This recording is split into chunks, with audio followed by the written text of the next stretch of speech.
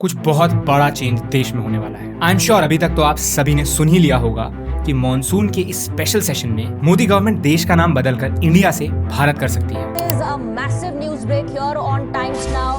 India likely to be renamed Bharat. We're given to understand that the government is likely to bring fresh resolution to rename India as Bharat. Parliament का ये special session 18 से 22 सितंबर के बीच होगा। और सिर्फ यही नहीं, वन नेशन वन इलेक्शन को भी इंडिया में भारत में लागू करने के लिए एक कमेटी बनाई गई है, जिसके एक मेंबर हमारे देश के होम मिनिस्टर भी हैं। इसमें ऑपोजिशन पार्टीज के भी कुछ मेंबर्स हैं और इसको हेड कर रहे हैं देश के पूर्व राष्ट्रपति।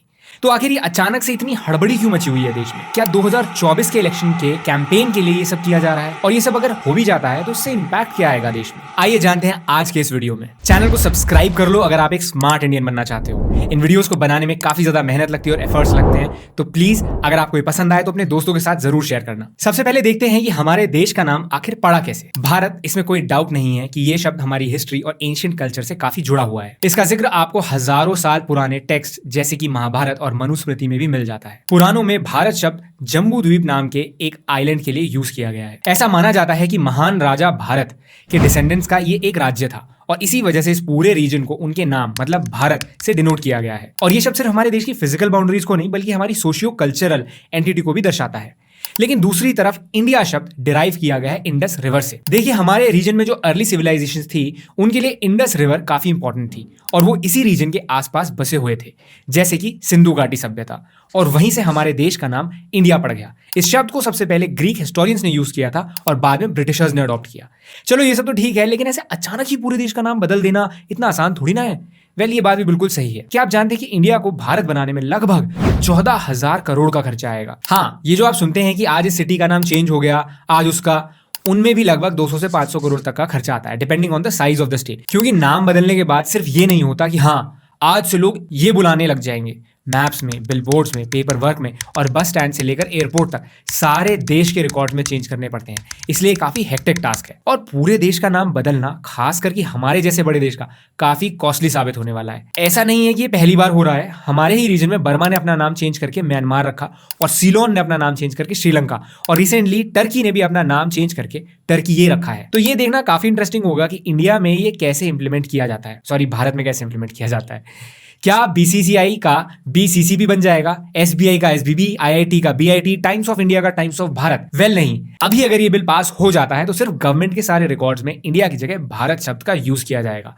साथ ही कॉन्स्टिट्यूशन में भी चेंजेस होंगे और बाकी जगह जहां भी इंडिया शब्द का इस्तेमाल किया जाता है उसे धीरे धीरे करके कम किया जाएगा। ऑपोजिशन पार्टीज ने इसे लेकर काफी हल्ला मचा रखा है। कुछ का कहना है कि ये INDIA को काउंटर करने के लिए किया जा रहा है, जो कि ऑपोजिशन पार्टीज का एक नया वाला अलायंस है। और इसी मौके को देखते हुए रिपोर्ट्स आ रही हैं कि पाकिस्तान अब इंडिया नाम को क्लेम कर सकता है, क्योंकि modern day Indus river Pakistan में बहती है। हमारे देश में काफी सारे स्टेट्स के नाम चेंज किए गए हैं और लॉजिक ये दिया गया था कि पुराने इंग्लिश नाम चेंज करके एक्चुअल भारतीय नेम से रिप्लेस किया जा रहा है। जैसे मद्रास का चेन्नई, कैलकाटा का कोलकाता, बॉम्बे का मुंबई। इंडिया नाम ब्रिटिशर्स द्वारा दिया गया है और ये हमेशा कॉलोनियल पास्ट की याद दिलाता रहेगा। मोदी जी ने एक प्रण लिया था कि इंडिया के सभी लोगों को कॉलोनियल पास्ट से छुटकारा लेना होगा और उसी के तहत इंडियन नेवी के फ्लैग को भी चेंज किया गया था। यह सब उपनिवेशवाद मानसिकता का ही परिणाम है। लेकिन दुर्भाग्य यह है कि हमारे देश में भी ऐसी ही मानसिकता के चलते अपने ही देश के विकास में रोड़े अटकाए जाते हैं। हमारे कॉन्स्टिट्यूशन के अकॉर्डिंग इंडिया और भारत दोनों ही रिकॉग्नाइज नाम है, लेकिन यहां सवाल यह है कि ये सब अभी क्यों हो रहा है? क्या ऑपोजिशन का अलायंस INDIA इसका रीजन है या बीजेपी का कुछ और लॉन्ग टर्म गोल है? आपका क्या सोचना है वो मुझे कमेंट्स में जरूर बताना। दूसरा बड़ा मुद्दा है वन नेशन वन इलेक्शन का। अब ये क्या चीज है? आसान भाषा में सेंटर और स्टेट के इलेक्शंस जो अलग अलग टाइम पर होते थे उन्हें एक साथ करवाना।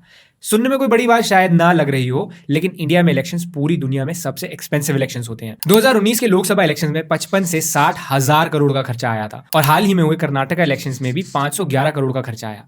अब इसके अलावा हर पॉलिटिकल पार्टी अपने इलेक्शन कैंपेन में जो खर्च करती है, ऑन पेपर और रियल एक्सपेंडिचर में जो डिफरेंस है, सब कुछ मिलाकर हजारों करोड़ में आ जाता है और ये चलता रहता है साल दर साल। जैसे तारीख पे तारीख, इलेक्शन पे इलेक्शन। तो ये वन नेशन वन इलेक्शन में ये सारा प्रोसेस एक साथ कोइंसाइड करेगा। लोग जब वोट करने जाएंगे तो सेंट्रल और स्टेट गवर्नमेंट के लिए एक साथ ही वोट कर पाएंगे और फिर अगले इलेक्शंस डायरेक्ट 5 साल बाद। आइडियल इंप्लीमेंट होने के बाद इसे पॉलिटिशियंस जो अपनी पॉलिटिकल पार्टी से कैंपेन में ही लगे रहते हैं उन्हें भी टाइम मिलेगा देश के बारे में सोचने का। समय समय पर जो चुनाव आचार संहिताएं लगती हैं उनसे छुटकारा मिलेगा। इससे देश के काफी सारे पैसे बचेंगे और टाइम भी। फिर तो ये सबके लिए एक विन विन सिचुएशन हुई ना?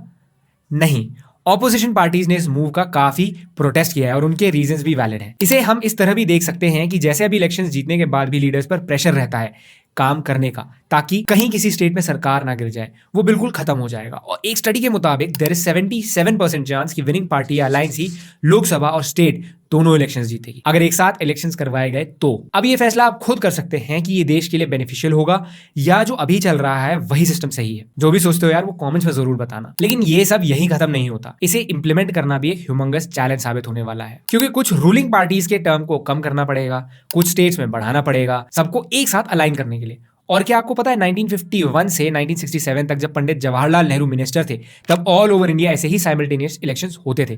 लेकिन इलेक्शन टाइम पर अगर कोई स्टेट असेंबली या सेंटर की सरकार डिसॉल्व हो जाती है तो फिर ये सब कुछ आउट ऑफ सिंक हो जाएगा जैसे कि पहले हुआ था। मोदी गवर्नमेंट पहली ऐसी सरकार नहीं है जो ये बदलाव लाना चाहती है देश में, लेकिन ये पहले पॉसिबल नहीं हो पाया क्योंकि पहली पिछली सरकारें जोड़ तोड़ और इनस्टेबल थी। अब जब हमारे देश में फिर से एक स्टेबल गवर्नमेंट इलेक्ट हो चुकी है तो इसे दोबारा इंप्लीमेंट किया जाना चाहिए या नहीं, डिसाइड करेगी कमेटी जिसे हेड कर रहे हैं हमारे former president Ramnath Kovind ji. All in all ऐसी ही और भी काफी न्यूज आपको सुनने में मिल सकती फ्यूचर में क्योंकि 2024 लोकसभा इलेक्शंस आ रहे हैं। और हाँ, मेरा मानना यही है कि ये सब उसी वजह से किया जा रहा है क्योंकि अगर इसकी टाइमिंग को देखें तो इन रिफॉर्म्स की बात 2014 से ही चल रही है और अब जाकर इस पर काम किया जा रहा है। तो ये अज्यूम करना नेचुरल है और पार्लियामेंट के विंटर सेशन में शायद ऐसे और स्टेप्स उठाए जाते हैं या इनके रिगार्डिंग कोई अपडेट आता है तो आपको हमारे चैनल पर एक और अपडेट का इन्फॉर्मेशन मिल जाएगा। तो चैनल को सब्सक्राइब करें और कमेंट्स में अपने ओपिनियन शेयर करें।